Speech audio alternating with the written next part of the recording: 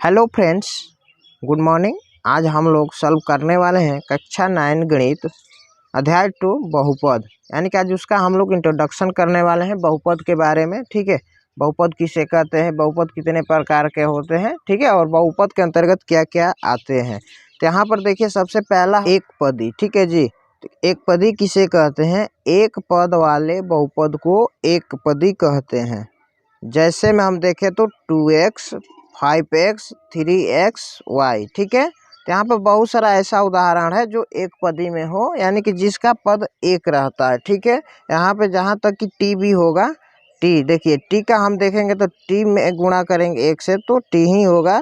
यहाँ पे चर में अचर क्या होता है? लुप्त रहता है, यानी कि छिपा हुआ रहता है। ठीक है जी। उसके बाद आता है द्विपद। दो पदों वाले बहुपद को द्विपद कहते हैं। ठीक है, जैसे में x square plus 2y plus 1 3q square plus का 2। बहुत सारा ऐसा उदाहरण है जिसमें दो पद है। तो देखिए यहाँ पे 1 2 1 2 1 2, यहाँ पे दो पद है। ठीक है, अब आते हैं त्रिपद की तरफ। त्रिपद किसे कहते हैं? तो तीन पदों वाले बहुपद को त्रिपद कहते हैं। ठीक है, यहाँ पे 2x square plus x minus का 1 4x square minus 2x minus 1। यहाँ पर देखिए तीन तीन इसमें पद है। ठीक है, तीन तीन पद है यहाँ पे। अब आगे चलते हैं बहुपद। बहुपद किसे कहते हैं? मेन चीज़ है यही आपका बहुपद, जो हम लोग का चैप्टर है पोलिनोमियल्स किसे कहते हैं। यदि व्यंजकों में चर के घातांक पूर्ण संख्या है। जी हाँ, फिर से समझ लीजिए, यदि व्यंजकों में चर के घातांक पूर्ण संख्या है तो इस रूप के व्यंजकों को बहुपद कहा जाता है। जैसे में लेंगे तो 2y square plus 4y plus 6। ठीक है, 2y square plus 4y plus 6। अब यहाँ पर देखिए 3q plus 4t square plus 7t plus 9। यहाँ पे देखिए, यहाँ पे क्या हो रहा है? पूर्ण संख्या हो रही है ना। तो ये क्या है? एक बहुपद है।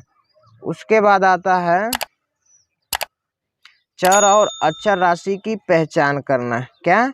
चर और अचर राशि की पहचान करना। तब यहाँ पर हम देखेंगे कौन सी चर राशि में आती है और कौन सी अचर राशि में आती है। जी, अंक रहेगा, हम उसको बोलते हैं अचर पद, यानी कि अंक को हम बोलते हैं अचर पद। ध्यान से देखिएगा, अचर पद बोलते हैं। और जो लेटर के रूप में रहता है, लेटर मतलब समझते हैं ना, लेटर ABCD का जो भी है A से Z तक, यानी कि जो भी उसमें लेटर आता है उसको हम बोलते हैं चर पद बोलते हैं। ठीक है जी, जिसमें लेटर का कोई भी वर्ण लग जाता है उसे हम क्या बोलते हैं? चर पद बोलते हैं। ठीक है, तब यहाँ पर देखिए समझेंगे 2y square plus 4y plus 6 में इसमें चर पद और अचर पद कौन है?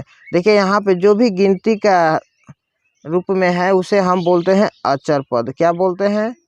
अचर पद बोलते हैं। और जो इसमें ABCD का लेटर लगा होता है उसे हम बोलते हैं चर पद। ठीक है जी, क्या बोलते हैं? चर पद बोलते हैं। फिर यहाँ पे देखिए 4y को लेते हैं तो 4 क्या है? एक अचर पद है। क्यों? क्योंकि एक संख्या है। और यहाँ पे y देखेंगे तो y क्या है? एक लेटर है, तो लेटर होगा तो क्या होगा? ये एक चर पद होगा। ठीक है जी, तब यहाँ पे बचा अब 6 क्या है? एक 6 एक संख्या है तो यहाँ पर हम इसको लिखेंगे अचर पद। यानी कि कहने का मतलब साफ साफ है, जो भी संख्या के रूप में आएगा, यानी कि जो भी गिनती या संख्या के रूप में आएगा उसे हम बोलते हैं अचर पद, और जो लेटर के रूप में आता है उसे हम बोलते हैं चर पद। उम्मीद करते होंगे आपको ये समझ में आ गया होगा। ठीक है ना। उसके बाद आता है रैखिक बहुपद। रैखिक बहुपद किसे कहते हैं? एक घात वाले बहुपद को रैखिक बहुपद कहा जाता है। जैसे देखिए t+2। अब t+2 में इसमें देखिए t यानी कि चर पद का घात क्या है? यहाँ पर कुछ नहीं है तो यहाँ पर हम 1 लिख सकते हैं। ठीक है, यहाँ पर 1 दिखाई नहीं देता है, यहाँ पे लुप्त रहता है लेकिन लिखते नहीं है। ठीक है, t+2। अब यहाँ पर देखिए अगला उदाहरण है 2x माइनस 1। तो यहाँ पे x का पावर कुछ नहीं है तो यहाँ पर क्या है? 1 है। ठीक है जी, यहाँ पे जिस पे कुछ नहीं रहता है वो रैखिक में कहलाता है, यानी कि ऑटोमेटिक वो रैखिक होता है। ठीक है ना। अब उसके बाद आता है द्विघाती बहुपद। दो घात वाले बहुपद को द्विघाती बहुपद कहा जाता है। जैसे में 2y square plus 4y plus 6 या 6 स्क्वायर प्लस 2y माइनस का 4। यहाँ पर देखिए दो घात, देखिए यहाँ y का घात कितना है? 2 है यहाँ पे, तो ये द्विघात हो गया। यहाँ पर देखिए 3x स्क्वायर में क्या है? घातों की संख्या 2 है, तो यहाँ पे द्विघाती के रूप में आ गया है। ठीक है, उसके बाद आता है त्रिघाती बहुपद। ठीक है जी, तो 3 घात वाले बहुपद को त्रिघाती बहुपद कहा जाता है। जैसे मैं देखे तो टी के power cube plus 4t² plus 7t plus 9। तो यहाँ पर देखिए, यहाँ पे सबसे अधिकतम संख्या क्या है, यानी कि घात पावर की, तो यहाँ पर 3 है, तो इसको हम बोलते हैं त्रिघाती, यानी कि अधिकतम हम घात देखते हैं, छोटा घात नहीं देखते। यहाँ पर 2 भी है, तो इसको हम द्विघात में नहीं मानेंगे, यानी कि अधिकतम हम घात देखते हैं, यानी कि जिस बहुपद में जिसका अधिकतम घात होता है उसको हम देखते हैं। तो सबसे अधिक क्या है, 3 है, तो यहाँ पर ये त्रिघाती बहुपद में आ गया। उसी तरह नेक्स्ट है उदाहरण 8x³ plus 2x² plus 9x minus 9। तो यहाँ पर देखिए 8x³ है यहाँ पे, ठीक है ना, तो x का घात कितना है, 3 है, यानी कि सबसे बड़ी यही घात है, तो इसको हम त्रिघाती बहुपद बोलते हैं। उम्मीद करते हैं ये आपको बहुपद समझ में आ गया होगा। उसके बाद एक नोट है, ध्यान से देखिएगा।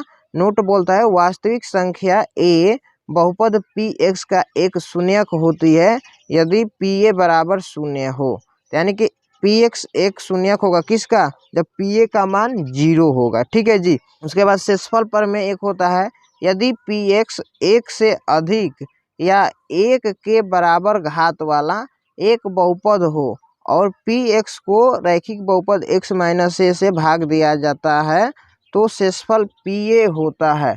शेषफल क्या होता है, pa होता है। ठीक है जी। जैसे में देख लीजिए, यहाँ पे हम लोगों ने छोटे छोटे क्लासों में पढ़ा है भाज्य बराबर होता है भाज्य गुणे भागफल प्लस शेषफल, ऐसे सब हमने पढ़ा हुआ है। इसमें हमको बीजीय गणित के माध्यम से बीजीय सर्वसमीकरण के द्वारा इसको पढ़ना है बहुपद में, वही वाला है। ठीक है ना, इसको यहाँ पे मेथड के द्वारा इसको सॉल्व करना है। तो इसका होता है फार्मूला, भाज्य को हम बोलते हैं px, ठीक है, और भाजक को बोलते हैं gx, और भागफल को बोलते हैं qx, और शेषफल को बोलते हैं rx बोलते हैं। ठीक है ना, तो इसको इस तरह भी बोलते हैं px बराबर gx into qx plus rx। ठीक है, उम्मीद करते हैं शेषफल पर में आपको समझ में आया होगा। उसके बाद नोट 2 होता है यदि pa बराबर 0 हो तो x माइनस a बहुपद px का एक गुणनखंड होता है, और यदि x माइनस a px का एक गुणनखंड हो तो pa बराबर 0 होता है। ठीक है जी, ये भी नोट 2 है जो 1 नंबर में आता है परीक्षा में, इसको याद कर लीजिए। अभी तक जितना हमने सूत्र बताया फार्मूला इसके रिलेटेड, यानी कि बहुपद से रिलेटेड जितना फार्मूला आपको बताया काफ़ी इंपॉर्टेंट है, यानी कि 1 नंबर ऑब्जेक्टिव क्वेश्चन में ये सब फार्मूला आता ही रहता है, तो इसको बढ़िया से याद कर लीजिए। ठीक है, तो आपके लिए मददगार साबित होगा। तो अब आगे चलते हैं बीजीय सर्वसमीकरण, जो हमको 2 चैप्टर में इसको कवर करना है। ठीक है जी, तो इसको ध्यान से इसको देखिएगा और याद करते जाइएगा। तो है यहाँ पे बीजीय सर्वसमीकरण, यानी कि अलजेब्रा जिसको बोलते हैं ना। तो देखिए पहला फार्मूला है x प्लस वाई का होल स्क्वायर, ये तो सबको पता होगा, x² plus 2xy plus y², या इस तरह भी इसको सजा कर लिख सकते हैं घातों x² plus y² plus 2xy। ठीक है जी।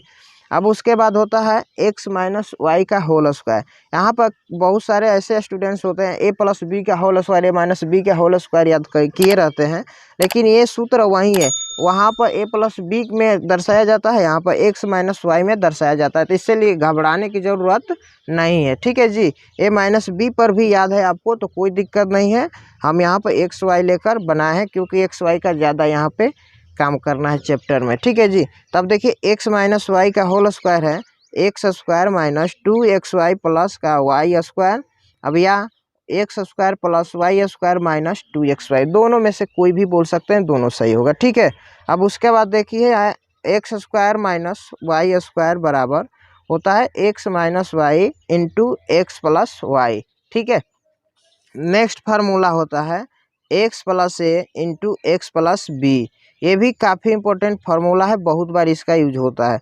ये फार्मूला और ये फार्मूला। ठीक है ना, तो इसका होता है x² plus A plus B into x plus का ए इंटू बी होता है। ठीक है जी, उसके बाद आगे चलते हैं x plus y plus z का होल स्क्वायर, तो इसका फार्मूला होता है x² plus y² plus z² plus 2xy plus 2yz plus 2zx होता है। ठीक है ना, उसके बाद नेक्स्ट आता है फार्मूला x प्लस वाई का होल क्यूब। तो इसका फार्मूला होता है x cube plus y cube plus 3xy into x plus Y. ठीक है, अब देखिए x माइनस वाई का होल क्यूब होता है x cube minus y cube minus 3xy into x minus का y होता है। ठीक है जी, अब आगे चलते हैं। अगला फार्मूला है x cube plus y cube, है ना। इसका फार्मूला होता है x plus y into x square minus x y plus y square. Next formula है एक्स का पावर क्यूब माइनस वाई के पावर क्यूब बराबर x minus Y into x square plus x y plus y square. ठीक है ना जी। और last formula है इस चैप्टर का x cube plus y cube plus z cube minus 3xyz बराबर होता है x plus y plus z into x square plus y square plus z square minus x y minus का y z minus का z x. उम्मीद करते होंगे ये formula आपको समझ में आया होगा। बाकी ये सब जितना भी फार्मूला हमने अभी तक बताया बीजीएस सर्वसमीकरण है, इसको हम प्रूफ के साथ बेसिक क्लास में सिद्ध करके हम वीडियो बना दिए हैं। अगर आप लोग नहीं देखे हैं तो आप हमारे चैनल के प्लेलिस्ट में जाकर बेसिक क्लास में देख सकते हैं। ठीक है जी, ये जो आपका बीजीएस सर्वसमीकरण है ये आपका 2.5 में पढ़ना है, ये सभी सूत्र का यूज करना है वहाँ पे। इसलिए आप लोगों से काइंडली रिक्वेस्ट है आप लोग इस सूत्र को कंठस्थ याद कर लीजिए, जो आपके लिए हमेशा काम करेगा। ठीक है, धन्यवाद।